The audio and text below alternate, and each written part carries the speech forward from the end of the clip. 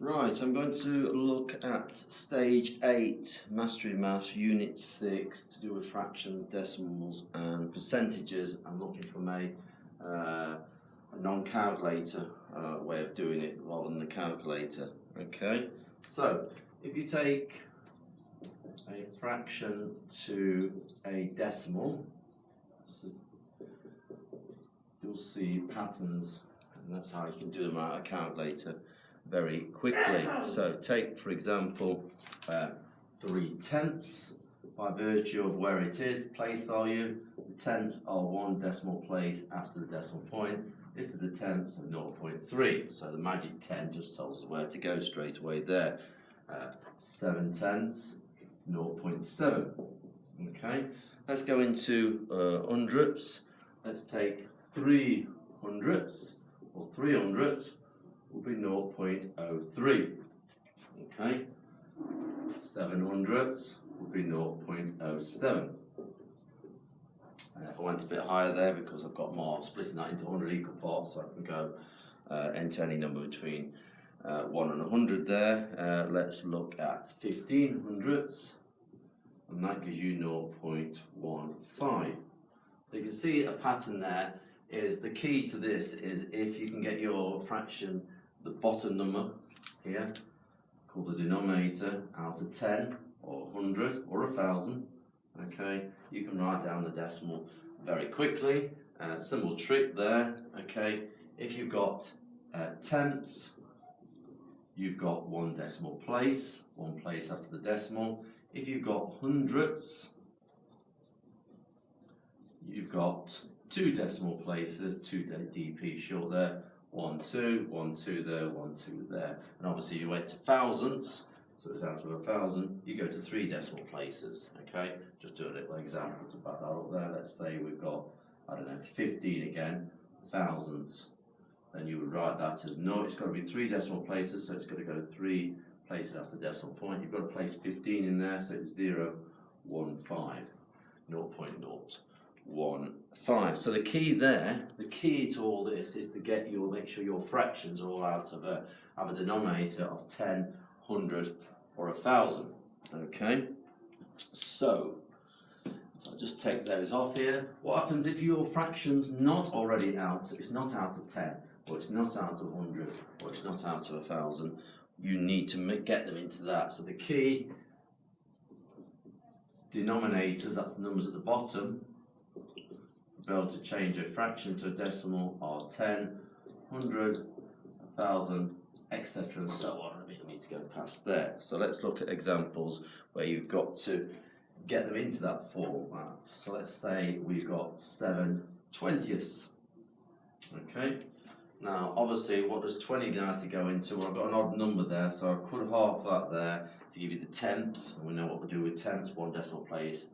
Okay, for tenths, that's harder to divide by 2. You could divide by 10 there, yeah? So divide by 2 there on the top and bottom there. You could do it that way. If you did that, it's not the way I would do it actually here. You would get, well, 7 divided by 2 is much harder to do. Well, half of 6 is 3, half of 8 is 4, so it's in between, so it's 3.5 over 10. That's not a fraction. Okay, you've got to be very careful here. That's not a fraction because a fraction is a ratio of 2 integers, an integer being a whole number, 3.5 isn't a whole number. However, when you divide that by 10, the digits move, there's your units, there's your tenths, they will move one place towards the right here because it's getting smaller. The 5 will move over there, the 3 would follow it, and you get 0.35. And there would be your decimal, although I've not gone through the best way of showing that. That's not a fraction there. Okay, I've looked up there, but it still can get me the answer, 0.35. Better way of doing it is 20 goes into, well, the 100 is nice. If you get to 100 there, let's use a different colour. We could times that by 5 to make 100, times that by 5, anything, and you multiply or divide by the same number. So if you multiply by the same number or divide by the same number on any fraction, you get equivalent fractions which are the same. So here you would have 35 over 100, and because it's hundredths, it's 2 decimal places, 0.351 to 2 decimal places, so I get it much quicker from there. Okay. Other ones I just want to look at there are, let's go with 21/50ths. Shall we go there? I'll just write it here. 21/50ths. Well, it's no good dividing that to get a 10. I could divide it by 5, but that's making it hard now, dividing that by 5. We want to go for the quickest way. So if I times that, 100 is the perfect one to go for again here. Double that, and you get 42 hundredths is equivalent to 21/50ths. And because it's hundredths, it's 2 decimal places, 0.42. Okay, let's just rub those out there a bit. Okay, let's look at a bit more of a more difficult one. Let's have a look at, so 3/40ths. Okay, well, what can I do to that? Well, there's various ways with 40ths. I can't cancel that down any further as a fraction because 3 is a prime number, then number goes into 3 is 1, which divided by 1 it stays as it is anyway, or 3, that's not a multiple of 3. So what I could do is get the magic 10 there, is divide that by 4, which makes the 10. You have to divide that by 4, okay? I'm making this harder actually here. That gives you 10. 3 divided by 4 is 0.75. You divide that by 10, you get 0.075, okay? Which is the decimal. To make it hard, so I can make it a bit easier. 3/40ths, well, what's making it harder is the top number's an odd number, okay? Well, the first thing I can do is divide it by 2. Yeah, and to divide by 2 is a very, very powerful way of being able to break any number down, especially because it's easy to do. Divide by 2 is half in the number, so half of 3 is 1.5, half of 40 is 20. And now I know that's not a fraction, but what I can do now, rather than divide that by 2 to make 10, I could then times that by, let's get the magic 100 again, times that by 5, times that by 5. 5 times 1.5, okay, 5 ones is 5, that's how we do that. 1.5 times 5, this is not the way to do multiplication with decimals. The only way I can get away with it by lining it up here is there's no officially decimal point on that 5, so I can actually put the decimal point in line here.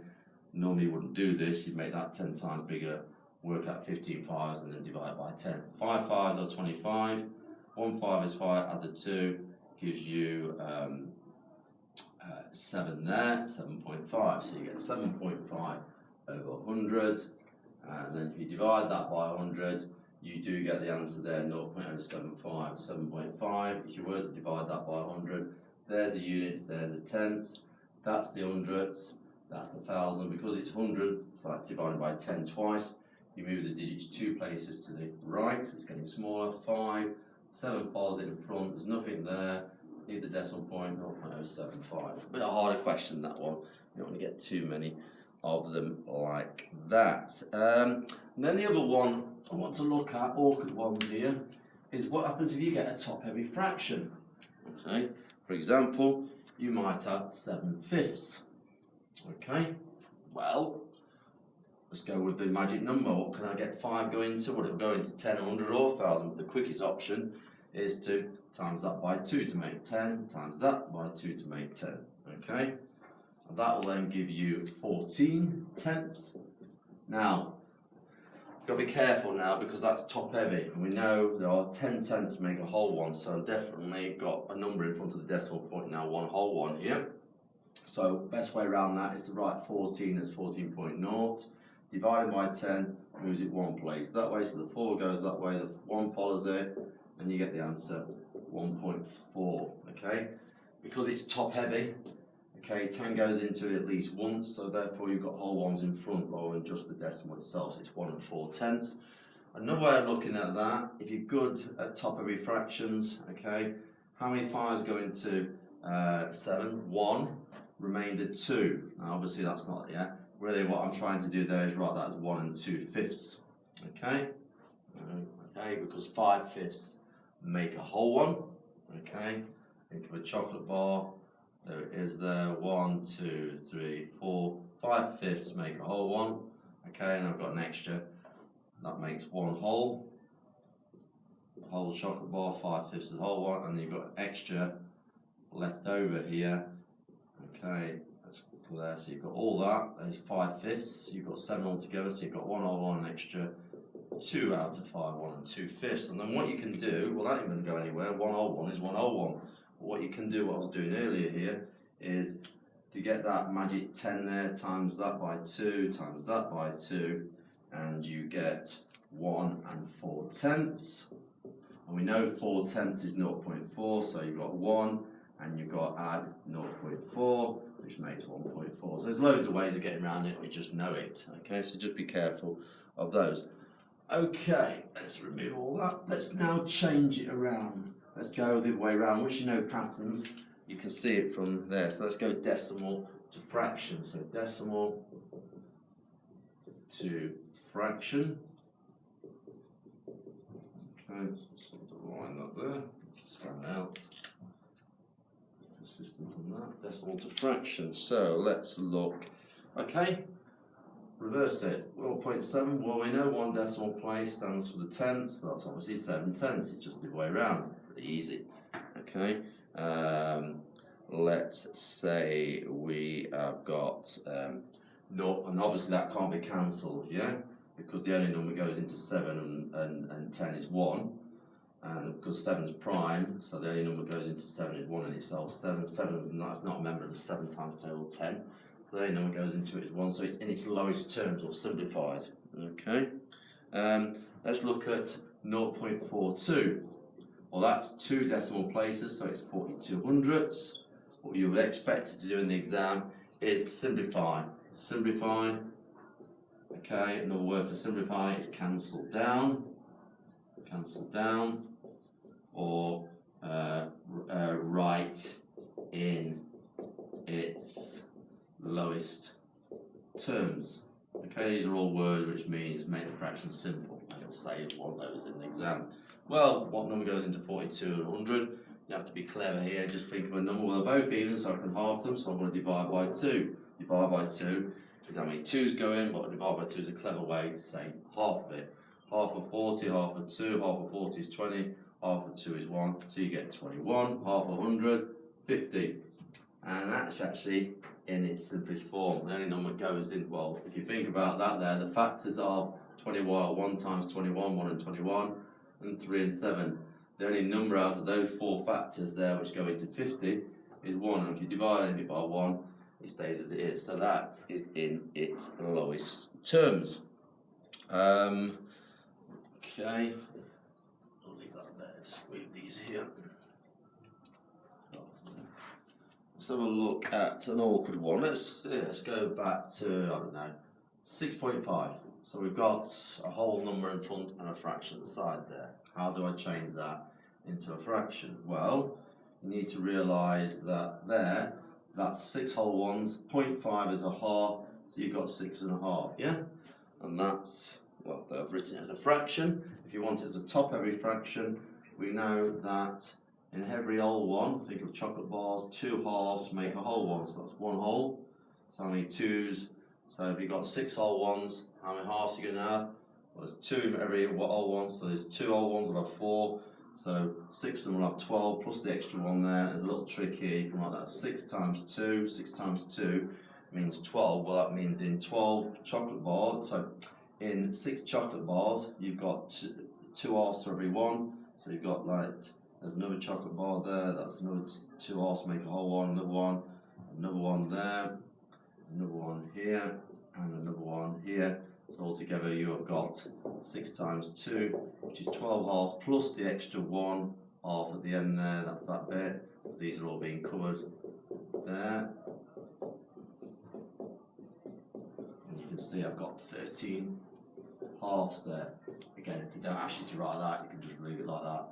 It depends how the examiner writes the questions. You might have to match things up between a decimal and a fraction. Right.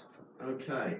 Let's move away from that and let's look at one of those awkward fractions. Yeah, it's the eighth, 1/8. Well, there's a little pattern here. 1/2 is 0.5. What I'm going to do to see a pattern here, Then we're going to stick on 2 zeros at the end. It's still 0.5. Those noughts at the end are insignificant. Yeah.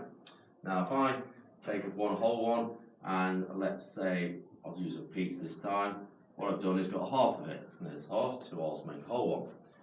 If I half it again, okay, so basically that 2 halves there, half it again, you get 4 equal parts, which is a quarter. And we should know that a quarter is 0.25. Okay. By the way, because this test has got a little bit on percentages, I could write percentages here. One whole one's 100%, so half is 50%, 25%. And there's a pattern building up here. Okay. Now, I'm going to put the nought on the end to see the pattern here. Alright, again, that's not significant. If I half everything again, well, let's do the pizza that's half everything again. At the moment, I've got 4 equal parts. So if I half everything, you can see now I've got 8 equal parts, which is the 8th, and that's the one I'm after. Now, 1/8 is, as a decimal, well, if you've been halving that one, and you've halved everything there. Okay?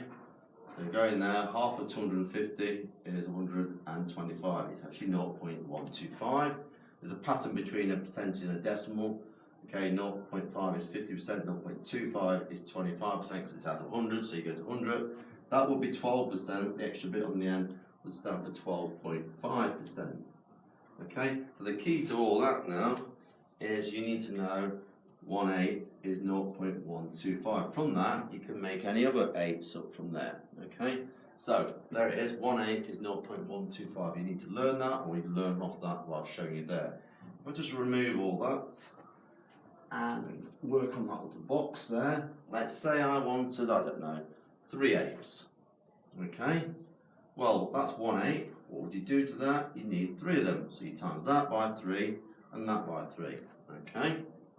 How do you do that? Well, if you times that by 3, 125 times, it's not actually 125, it's 125,000, but I'll treat it as though I'm doing that way.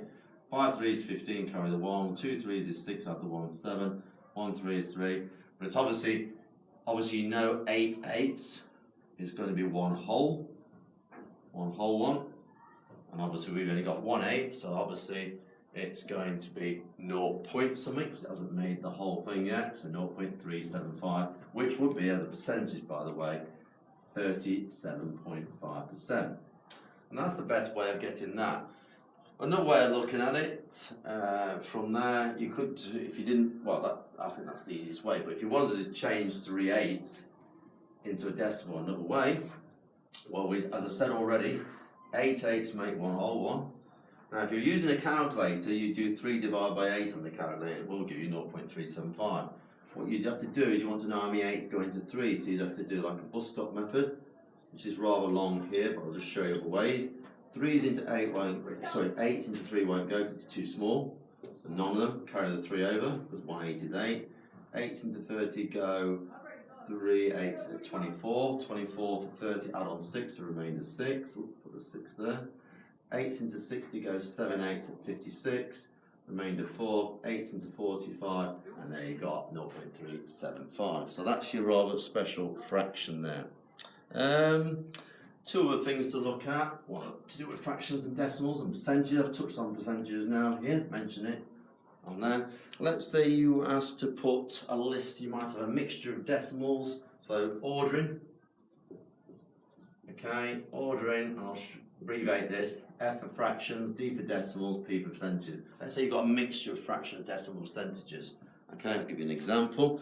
Let's say we've got a 55% in no particular order.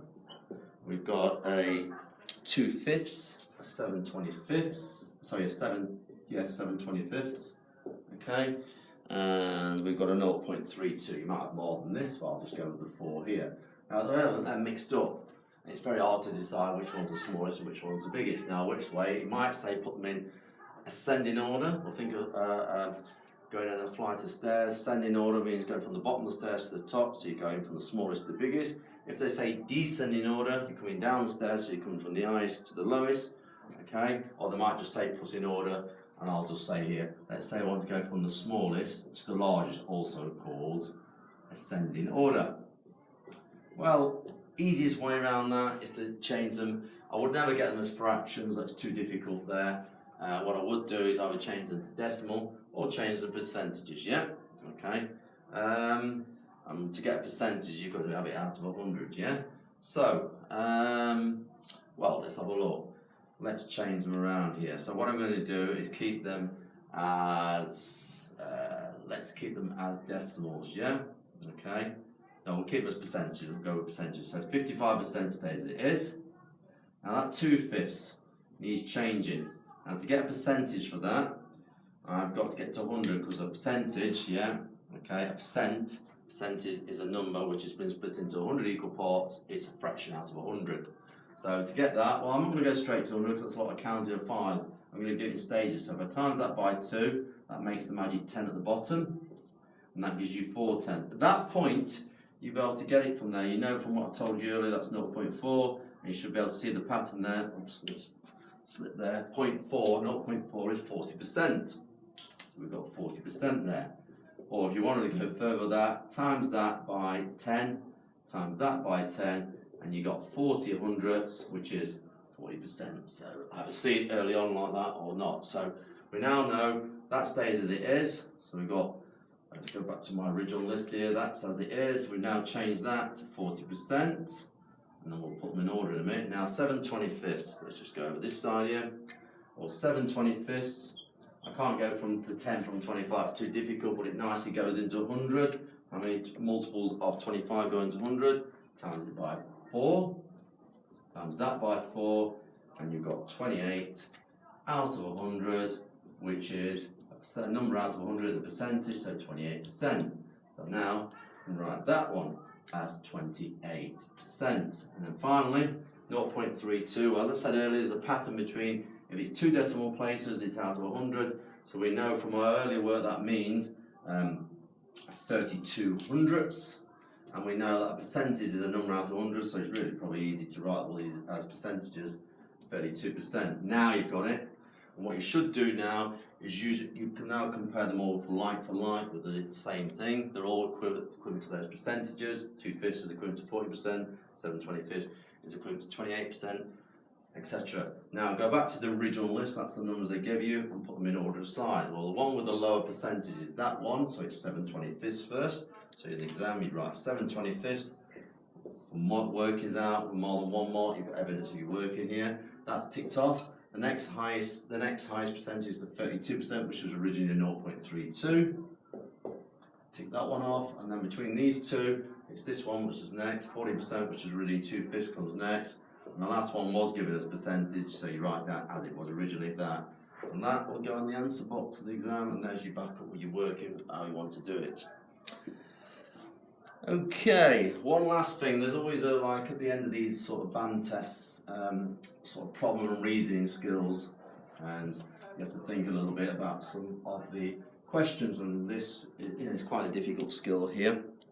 Is how do you decide if a number terminates? Okay, so types of decimal. Well, you've got these. You've got ones which are called terminating. Think of the word terminate, that means stop, so it stops. In other words, the digits don't carry on. Okay, or you've got one which is a recurring.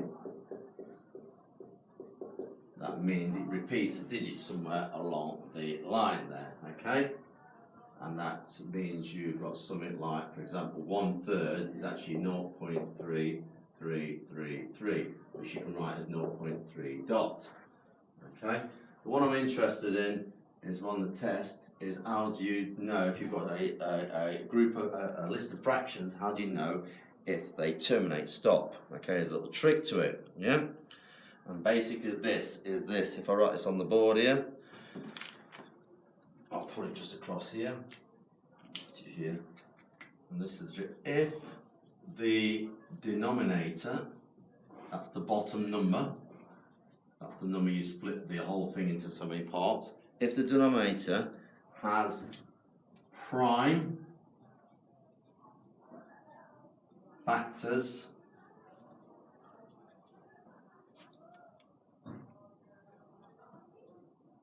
of 10 only, yeah,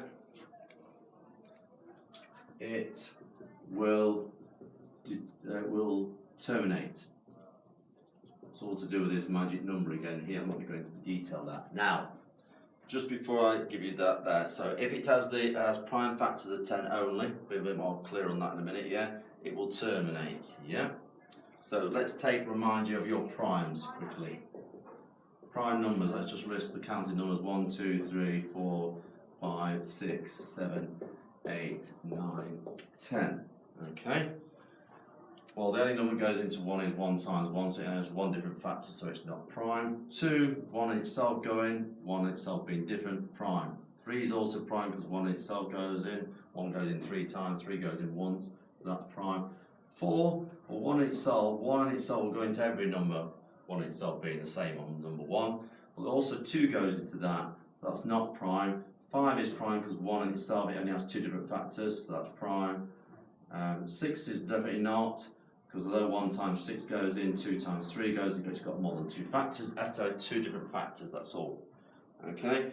And if you notice after that, any even number after 2 cannot be prime, because every one of these numbers, even though 1 in itself going in, 1 and 4, 1 and 6, 1 and 8, always can be divided by 2, so it's created an extra factor. So primes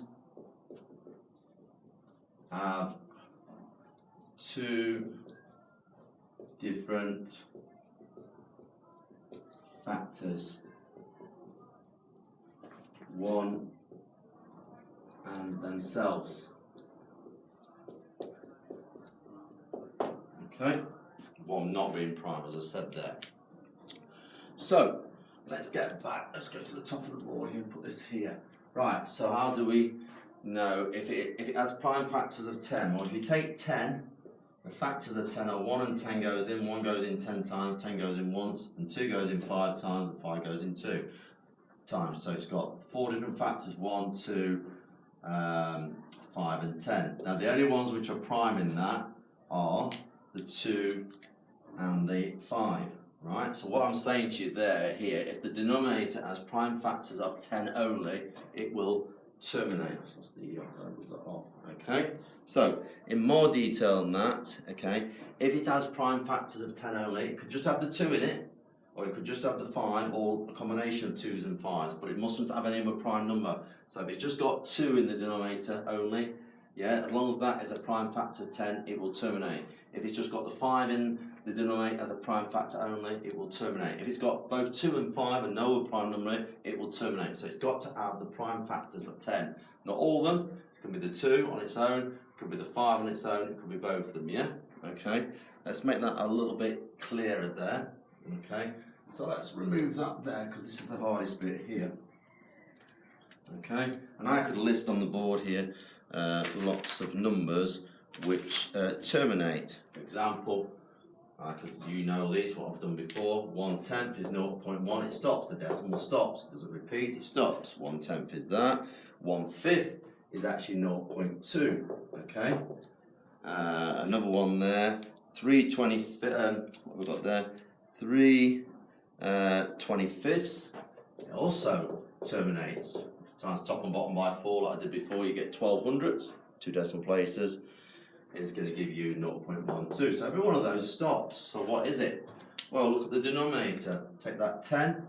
The only factors of 10 are, well, I've just said that, haven't I? The only factors of 10 here are 1, 2, 3, not 1, 2, 1, 2, 5 and 10.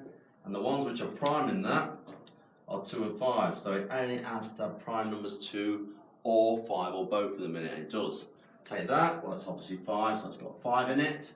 So as long as it's either got the prime numbers 2 or 5 or both in it, it will terminate. Take 25 here, okay? Well, take 25, the factors of 25 are 5 times 5 and 1 times 25. I put them in a list there because 5 repeats itself, 125. The only prime number there is 5, and again that's the magic number. So if the denominator only has prime factors which are either 2 or 5 or both of those and no prime number, it will terminate. There is one snag, I don't think you'll get this on your test here, but what you must do is first of all make sure you cancel your fraction down, yeah? For this rule to work, you must cancel, yeah, your fraction. Now that's for probably your GCSE exam there. let's take, for example, this one, 3/7. We'll look at the now. Okay, I'll make a note here. Must be in its simplest form, right? For this to work, right? Well, that definitely is in its simplest form because the only number that goes into 3 and 7 is 1, so it can't be cancelled down. Take that number at the bottom there. It's got one fact. It's got a factor. Well, it's actually got 7's got a factor of 1 and 7. The only prime number there is 7, but 7 doesn't have the prime numbers 2 or 5 or both of them in it. It doesn't have those in it. Okay, it has a different prime number, so therefore that does not terminate. It will not give you a terminating decimal. Okay, take 1/22. Okay, what number's going to that? Well, you could write down here, what do we need to know that? 1 times 22 go into that, and 2 times 11 goes into that. So the actual factors of that are 1, 2, 11, and 22. Now, which ones are prime in that list? Well, actually, 2 and 11. But there, it does not terminate again, because it has to have prime factors only within the factors of the denominator, which are either 2 or 5 or both of them. In other words, prime factors are 10, and it doesn't, yes? Okay, on that one there.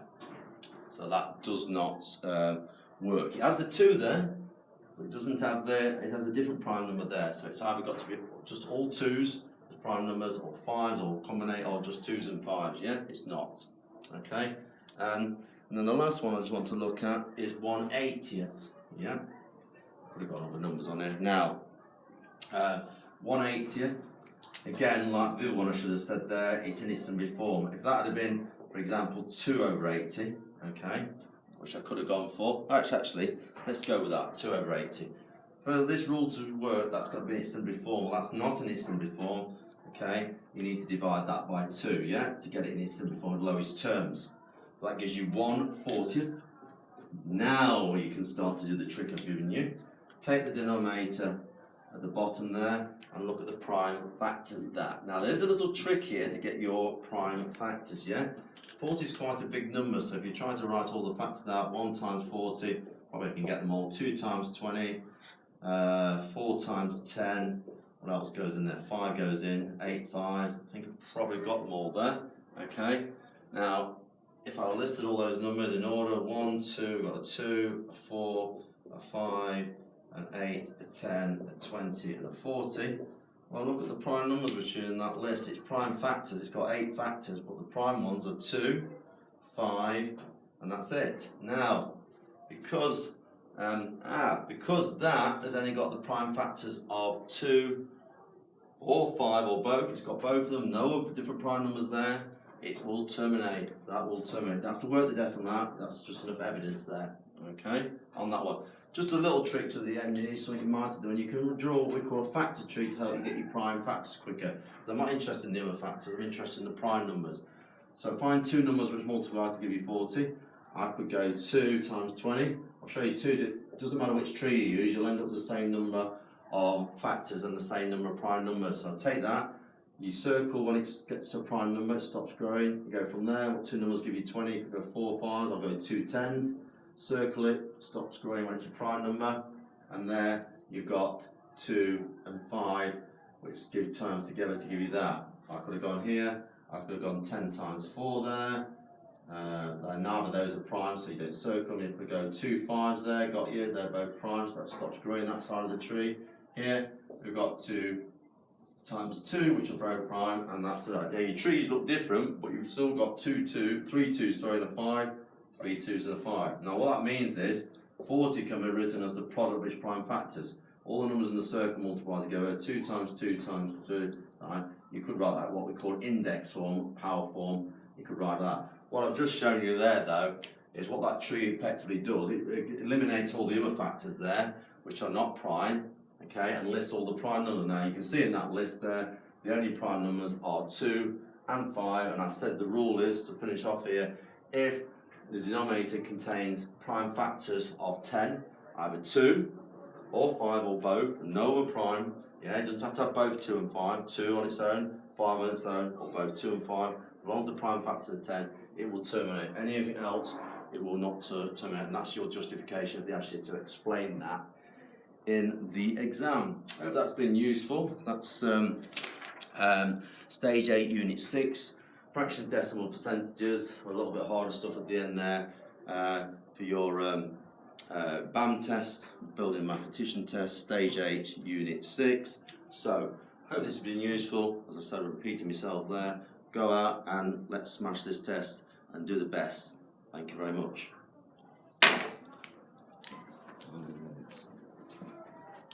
Oh.